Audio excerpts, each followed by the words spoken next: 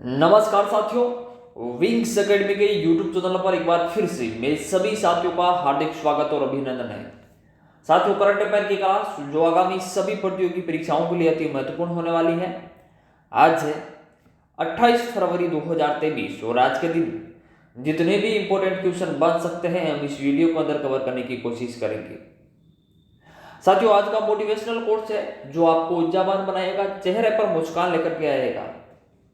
वक्त से ज्यादा जिंदगी में अपना और पराया कोई नहीं होता।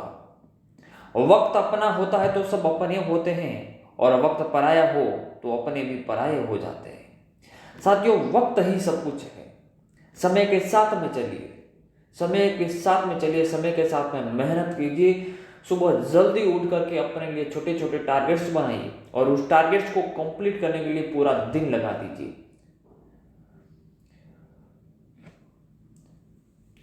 असंभव कुछ भी नहीं इस दुनिया में, बदल दो जो हालात है। जो भी आज तुम्हारी हालात है उस हालात को ही बदलने का कार्य करो। इसी मोटिवेशनल कोर्स के साथ में शुरुआत करते हैं हम आज के सेशन की बहुत ज्यादा और शानदार तरीके से। साथियों, पहला क्वेश्चन आपके सामने ये रहा, हाल ही में विश्व एनजीओ दिवस कब मनाया जाता है? एनजीओ का मतलब होता है नॉन गवर्नमेंट ऑर्गेनाइजेशन, गैर सरकारी संगठन, और ये समाज सेवाओं के लिए कार्य करते हैं। 25 फरवरी, 24 फरवरी, 27 फरवरी या फिर साथियों 28 फरवरी। साथियों, विश्व एनजीओ दिवस हर वर्ष हम लोग 27 फरवरी को मनाते हैं। कब मनाते हैं? 27 फरवरी को विश्व एनजीओ दिवस के रूप में मनाते हैं। साथियों, अब तक हमने फरवरी के अंदर कितने इंपॉर्टेंट डे देख चुके हैं, एक बार उसको फिर से रिवीजन मारते हैं।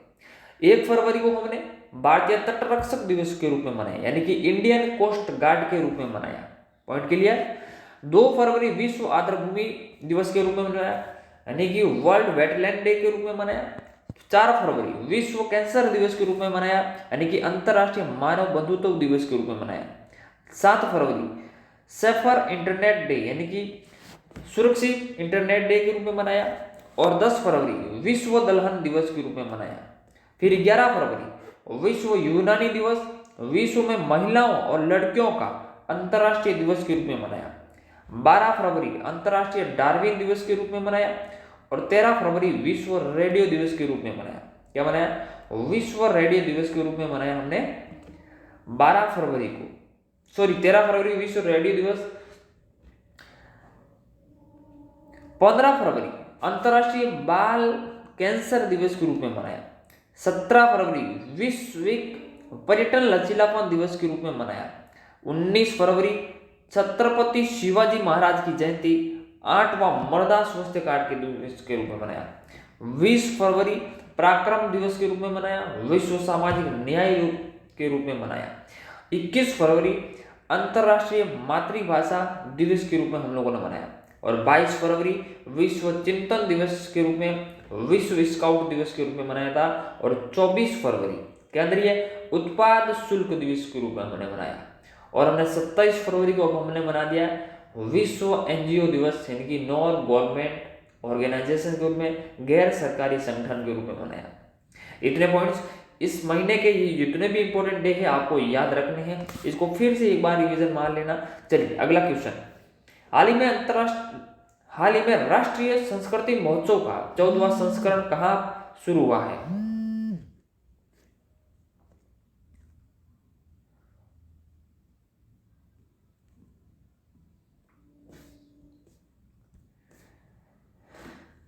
भोपाल, जबलपुर, बीकानेर या साथियों इसमें से कोई नहीं। हाल ही में राष्ट्रीय संस्कृति महोत्सव का जो 14वां संस्करण है वो साथियों राजस्थान के बीकानेर के अंदर स्थित है। ये कहाँ पे है? ये राजस्थान के अंदर है साथियों। कहाँ पे? राजस्थान के बीकानेर जिले के अंदर ये शुरू हुआ राष्ट्रीय संस्कृति महोत्सव का 14वां संस्करण। 25 फरवरी 2023 को राजधानी बीकानेर में 14वां राष्ट्रीय संस्कृति महोत्सव शुरू हुआ। यह केंद्रीय संस्कृति मंत्रालय द्वारा आयोजित किया जाता है। इसका उद्घाटन शोभा यात्रा के साथ किया गया, जिसमें देश के विभिन्न राज्यों के कलाकारों पारंपरिक परिधानों ने भाग लिया। कितने पॉइंट्स इस क्वेश्चन के बारे में आपको ध्यान में रखने।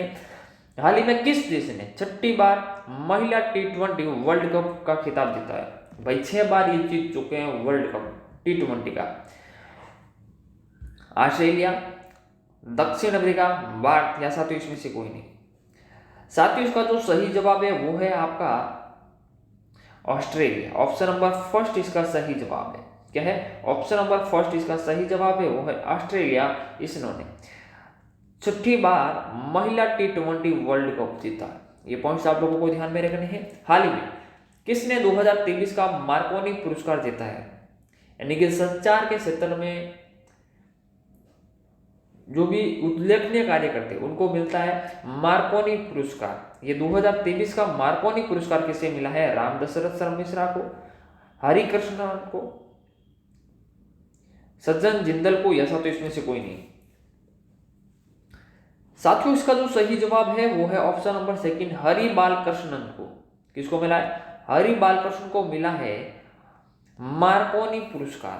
क्या मिला है? मार्कोनी पुरस्कार। ये है हरि बालकृष्णन, इनको मिला है मार्कोनी पुरस्कार। आगे बढ़ते हैं साथियों। हाल ही में किस देश के डेजर्ट फ्लैग 8 अभ्यास में भारतीय वायुसेना भाग लेगी? फ्रांस, यूएई, जापान, या साथियों इसमें से कोई नहीं। डेजर्ट फ्लैग 8 अभ्यास में भारतीय वायुसेना भाग लेगी और ये लेगी साथियों यूएई के अंदर। कहां पर? यूएई, संयुक्त अरब अमीरात के अंदर, यूएई के अंदर।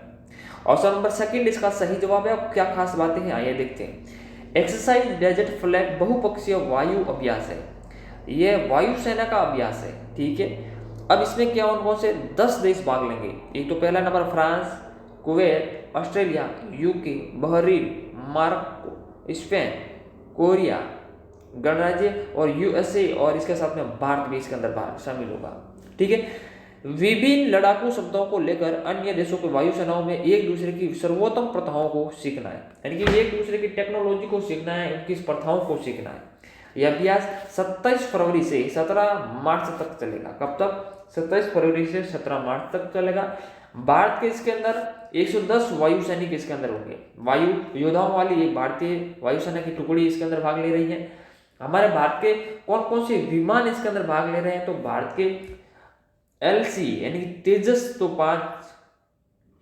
5 तेजस लेंगे और 2 C-17 ग्लोब मास्टर 3 विमानों इसके अंदर भाग लेंगे। C-17 ग्लोब मास्टर और 5 लेंगे तेजस हमारे इसके अंदर भाग लेने वाले हैं। इतना पॉइंट इस क्वेश्चन के बारे में आपको ध्यान में रखना है। हाल ही में पर्यटन मंत्रालय ने कहा पहली स्नो मैराथन का आयोजन किया है पर्यटन को बढ़ावा देने के लिए। किसको?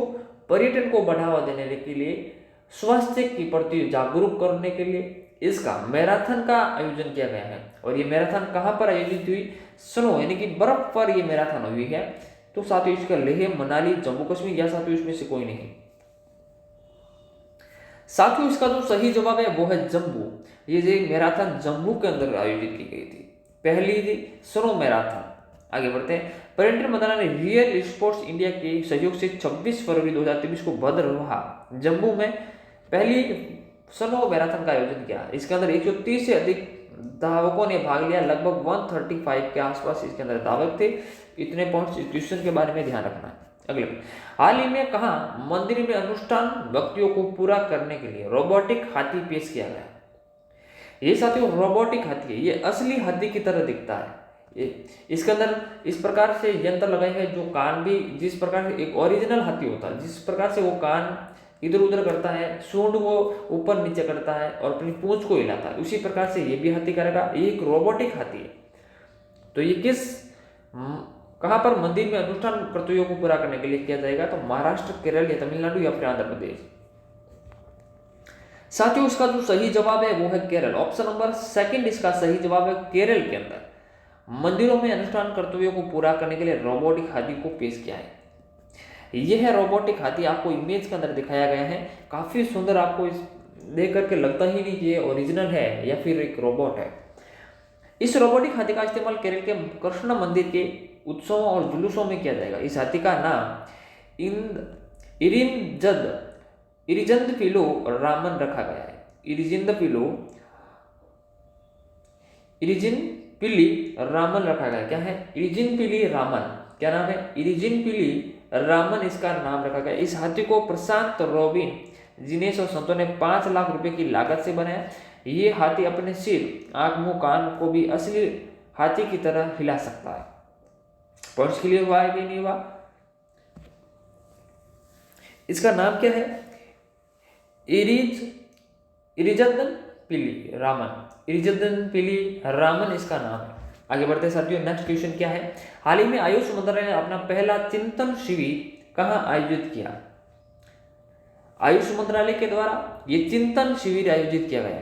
और ये चिंतन शिविर कहां पर आयोजित किया गया? असम, मेघालय, अरुणाचल प्रदेश या फिर पश्चिम बंगाल। इसमें से सही जवाब क्या होगा वो आपको बताना है।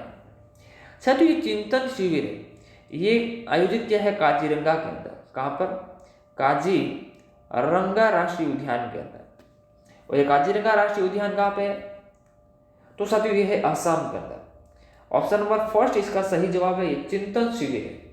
और इनके लोगों को गहन चिंतन करते हुए, अपने प्रति सोच में डुबाते हुए इसका आयोजन किया गया है, ताकि लोग अपने आप को पहचान सके, अपने आप को जान सके और अपने लक्ष्य के प्रति आगे बढ़ सके। आयुष मंत्रालय ने 27 से 28 फरवरी 2023 तक काजीरंगा राष्ट्रीय उद्यान असम में आयुष यानी कि स्वास्थ्य के लिए चिंतन शिविर का आयोजन कर रही है। केंद्रीय आयुष मंत्री सर्बानंद सोनोवाल और राज्य आयुष मंत्री डॉक्टर मंजूपारा महेंद्र भाई उद्घाटन में भाग लिया। ठीक है, इतने पॉइंट्स इस क्वेश्चन के बारे में आपको ध्यान रखने। अगला क्वेश्चन है, हाल ही में लोकसभा अध्यक्ष ओम बिरला ने कहा 19वें वार्षिक सीपीए सम्मेलन का उद्घाटन किया। ये सीपीए सम्मेलन क्या है? इसके अंदर वहां के शासकों को यानी कि वहां के जो विधायक हैं उनको जागरूक करने के लिए, नई नई जो चुनौतियां आ रही है उसके प्रति आग्रह करने के लिए, उसके प्रति किस प्रकार से तैयारी की जाए, उसके प्रति जागरूकता बढ़ाने के लिए इसका आयोजन किया गया है। सिक्किम, राजस्थान, मध्य प्रदेश या साथियों इसमें से कोई नहीं। तो साथियों इसका जो सही जवाब है वो है सिक्किम। ऑप्शन नंबर फर्स्ट इसका सही जवाब। साइबर टैफिंग को रोकने के लिए, मादक पदार्थों को तस्करी जो हो रही है उसको रोकने के लिए किस प्रकार के कदम उठाए जाए, इस प्रकार के ये वार्षिक सम्मेलन हुआ है। कहाँ पे हुआ ये सिक्किम के अंदर हुआ है। इतने पॉइंट्स क्वेश्चन के बारे में आपको ध्यान में रखना है। अगला है, भारतीय G20 की अध्यक्षता के अंतर्गत विमेन 20 की पहली बैठक कहाँ आयोजित हुई? ये विमेन 20 की पहली बैठक थी कहाँ पे? ये कहाँ पर आयोजित हुई है? महाराष्ट्र, गुजरात, कर्नाटक या फिर हैदराबाद। साथियों इसका जो सही जवाब है वो है महाराष्ट्र। ऑप्शन नंबर फर्स्ट इसका सही जवाब है। महाराष्ट्र के अंदर विमेन 20 की बैठक हुई है। किसकी? विमेन 20 की। और क्या खास बातें हैं? महाराष्ट्र में केंद्रीय महिला और बाल विकास तथा अल्पसंख्यक मामलों के मंत्री स्मृति ईरानी आज छत्रपति संभाजी नगर विमेन 20 का समूह की 2 दिवसीय बैठक का उद्घाटन किया। इसका विमेन 20 का जो उद्घाटन है किसके द्वारा किया गया? तो हमारी अल्पसंख्यक मामले की जो मंत्री है वह स्मृति ईरानी, इनके द्वारा इसका उद्घाटन किया गया था। 2 दिवसीय की प्रारंभिक बैठक में G20 के सदस्य अतिथि देशों के सदस्यों संगठनों की 150 महिला प्रतिनिधि इसके अंदर भाग लगी। कितनी? 150 महिला प्रतिनिधि इसके अंदर भाग लगी। और इसका उद्घाटन स्मृति ईरानी ने किया। ये कहां पर हुई? तो छत्रपति संभाजी नगर के अंदर हुई। कहां पे? महाराष्ट्र के छत्रपति संभाजी नगर के अंदर इसका आयोजन किया गया। इतने पॉइंट्स इस क्वेश्चन के बारे में आपको ध्यान रखने। Thank you for watching my video. अगर ये क्लास आपको अच्छी लगती है, हेल्पफुल लगती है तो अपने साथियों के साथ में शेयर करना ना भूलें। अगर आप हमारे चैनल पर नए हैं तो चैनल को सब्सक्राइब करना ना भूलें। मिलते हैं अगली क्लास के अंदर, तब तक हंसते रहिए, मुस्कुराते रहिए और अपनी तैयारी को और बेहतर करते रहिए। धन्यवाद।